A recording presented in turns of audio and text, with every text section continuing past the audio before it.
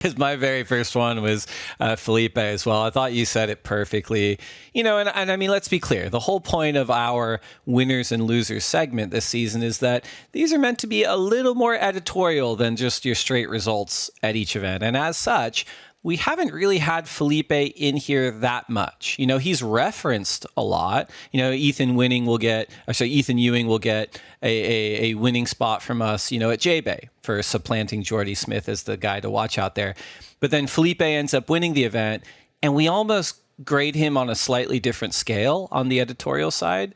And the truth is he's a cut above, if not several cuts above every other surfer on tour in most waves on the planet. And that is really incredible. And of course, as he's admitted, he needs to develop another gear of comfort at venues like Pipeline and Chopu.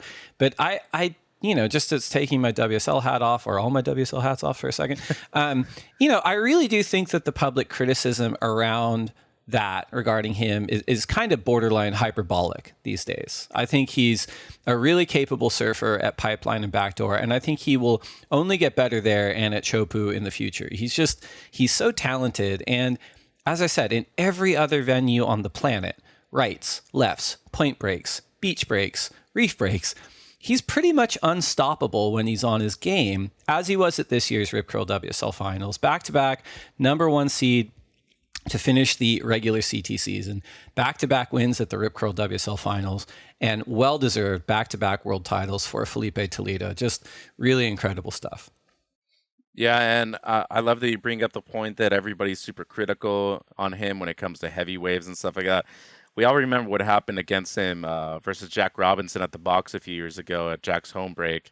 And I mean, he didn't even catch a wave. He came in without catching a wave. He knew that he wasn't going to have a single chance of beating Jack in those kind of conditions, especially at home. But, he also picked his poison this year. Pipeline wasn't that big, and he knew that. He still got a good result. He was one of the best surfers. I actually thought he had a pretty good shot of winning on finals day, but things didn't go his way in terms of rhythm.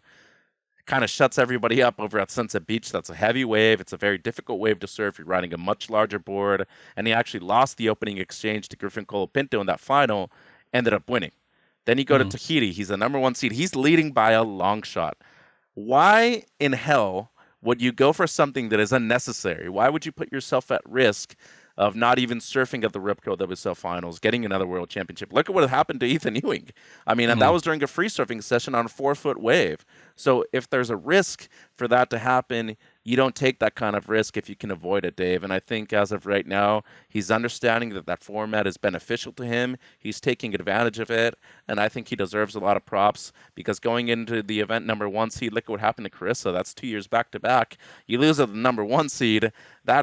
It's horrible. It feels horrible. But he understood the assignment. He's got 2 world championships in a row.